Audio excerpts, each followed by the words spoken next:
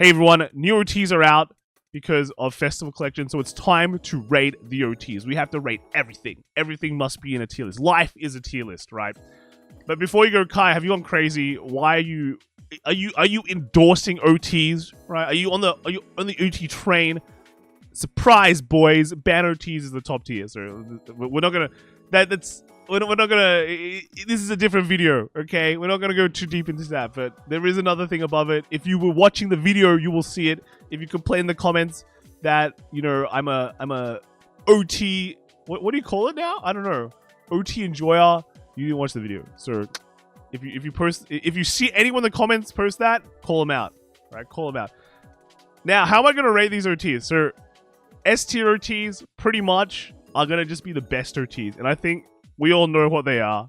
There is no denying which OTs are insane. A tier OTs are gonna be OTs that are really good and don't have a scenario where like they're bad, right? Or there's like a scenario where obviously they're like super worse than their optimal triggering time kind of thing, right?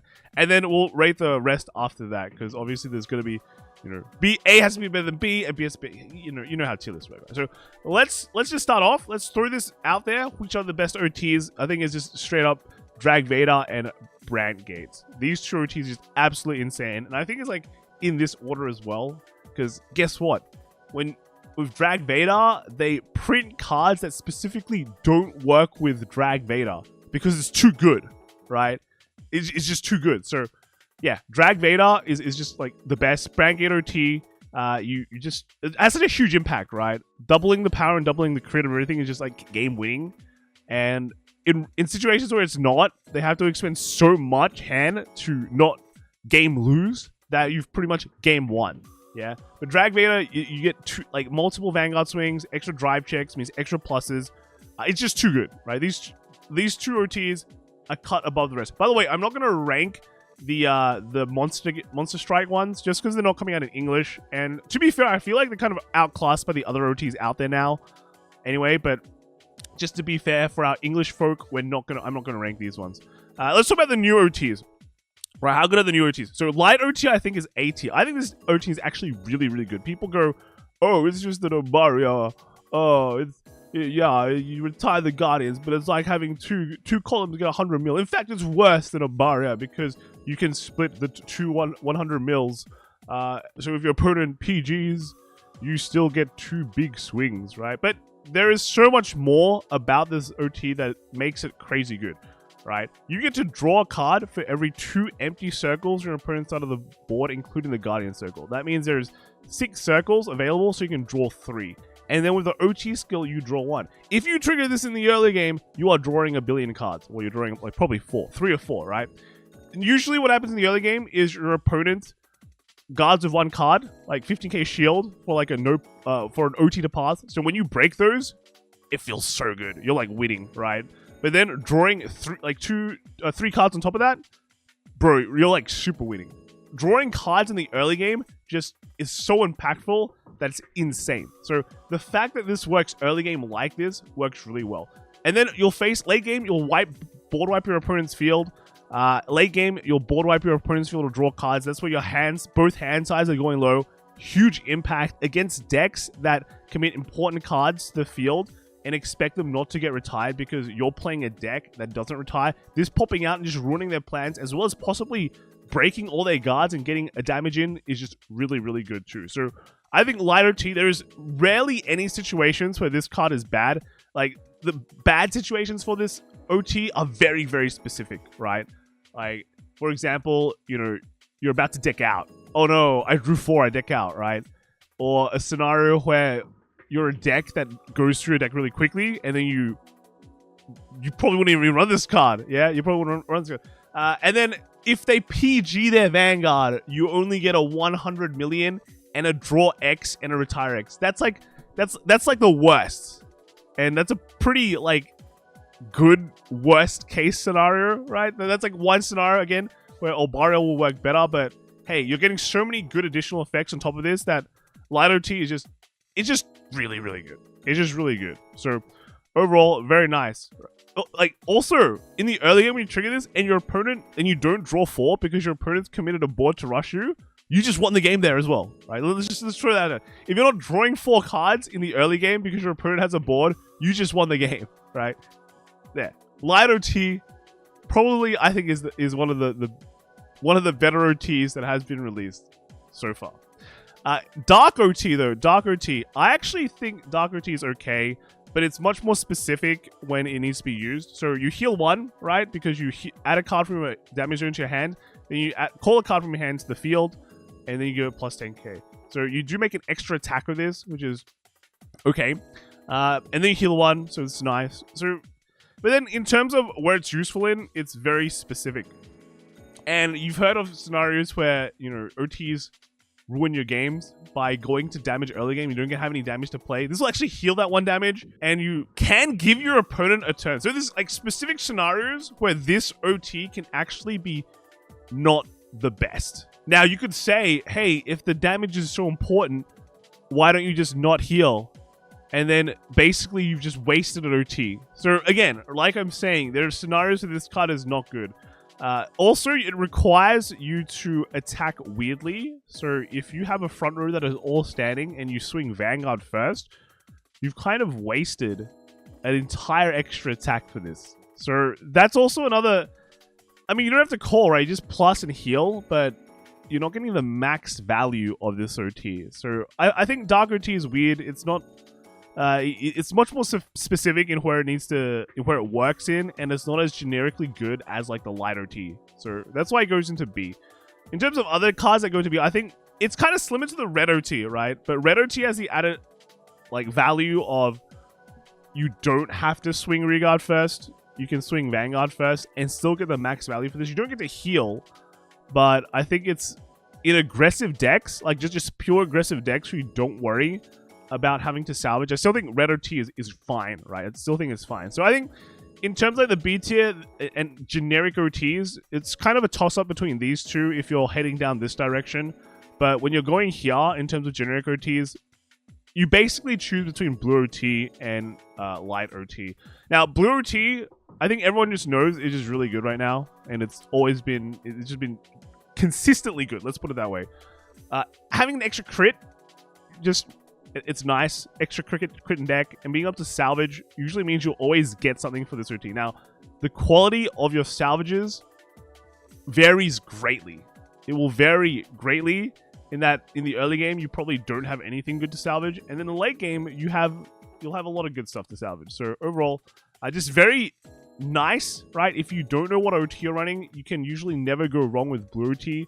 And it'll fit in more scenarios than the light OT, right? Light OT have specific like no-go decks where you just don't play it. But blue OT, it will just... If you just don't know what OT to put in, you'll never really go wrong with blue OT. Okay? That's kind of where I think this newest generation of clanless, nationless OTs go into. And I think we have a good choice between light OT and blue OT. It's just like really, really strong contenders if we're not running our nation OT. Let's going to finish out the nation OTs, right? So where does Stoicheia... I think Stoicheia OT is actually an A, right? It heals, it draws, it fronts, it crits, right? I think the crit part is really important just because it's just an extra crit in deck, right? All Stoicheia decks run 9 crits, and... It's similar to blue OT in that it's 9 crit, and you get extra pluses. So all of these are nice. All these A tier OTs are nice in that they get extra pluses. Stoicheia just has a bit of extra other stuff on top of it, and then a bunch of the Stoicheia decks are also pretty aggressive. So if they get a front early as well, it's just really strong. So I think you can easily toss this up between any of these three if you're playing a Stoicheia deck. You run blue is fine, light is fine too. All of that is just fine. So I think it's cool. I think this belongs in A tier. Amartinoa, I think, is like F or D. When the main Kenner deck is Bastion, this is really good. When the main Kenner deck is not, it's so bad. It is just actually really bad. I rank this lower than Dark States OT. Because at least with Dark State OT, if you run a restanding Vanguard, there is situations where you will still run it, right? Even Black the Maya, I think you can argue for running this just because if you trigger this early, it's so strong. And then even if you trigger late in something like Black Thamaya, it's still okay. So yeah, there's more cases where you can run, you know, what was it, Gargamore or whatever, the Dark States OT over the Amartinoa, over Keta Sanctuary OT. So anywhere I would rank this something like this, maybe move it up one. I don't know. Maybe I'd move it up one, actually. I actually just think Amartinoa is really, really, really bad. It's really bad. So there's that. And then Bermuda Triangle one's actually not very good either. Is there a world where I care about my whole board getting extra power? I mean, it's nice. It's nice for sure. It's better than Amartinoa, I think. But at some point, I think I'd just rather run the other OTs above it. So it's either the same as the Dark States one, or it's slightly lower, but it's definitely higher than Amartinoa. Let's put this like this for now. Right? Vanilla OT. I think these are kind of the same tier as Vanilla OT, in fact. I would be thinking, actually, no. No, because if you were to run a Vanilla OT at this point, you just run the Light OT. So these offer unique things. Light OT is just super outclasses Olbaria. That's just the sad reality. But does Olbaria outclass Amartinoa? Maybe. That's the funny thing. If you can't afford a Light OT, you get an Olbaria, and then that over Amartinoa, right? And then Shaman King OT. I actually think Shaman King OT is A tier, right? It deals an extra damage, so it's like another crit, right? But you do it immediately, and if your opponent is on 5, you just end the game pretty much. Funnily enough, this is a trigger order, and I think trigger orders are really bad because they just lack the extra, you know, 50k shield. But it is a board wipe as a trigger order, so it's actually still okay. Shaman King's not good, right? Shaman King is just not a good nation right now. It's just too old, right? It's been power crept. But if you were to play Shaman King, I'd actually seriously still consider running this OT over the others. Actually, maybe not. Maybe not. Maybe I still would, actually. I still would. I think I'd consider running Light OT and Blue OT if I was playing Shaman King. As well as just this one. So I think it's A, right? But of course it's Shaman King, so it's very, very limited. Like I said about trigger orders just then, I don't like trigger orders. I actually just think, for example, Token Rumble trigger order, I think it's absolute garbage. Right? This one is really bad. This belongs on the same tier as Amartinoa, I think. It's not good. It's not good. It doesn't have 50k shield. It sucks. That's where it goes. And then the Token Rumble OT that is coming out soon, I think it's okay. It does add extra pressure. So what it does, it gives your Vanguard an extra drive check, or it can give a Regard drive check. So if you give it to a grade 3, it'll get twin drive. While if you give it to a grade 2, it'll get like a +1. At base, it's like a +1.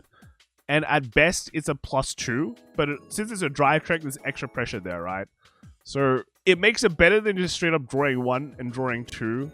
But in terms of like straight up plussing, it's not going to beat these two, right? It's not going to beat Light and Spharo or Blue OT. But it is considerable. I think it still is considerable, but definitely not as good. If you're playing a Token Rumble deck and you're very aggressive, I think I'd still run this just because it's a bit scarier, having that extra drive check.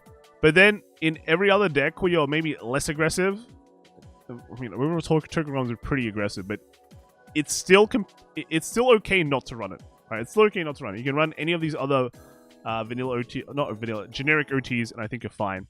And then the last two, I think, is the Bang Dream and the Ragnarok one. I think the Ragnarok one is like, it's not the best.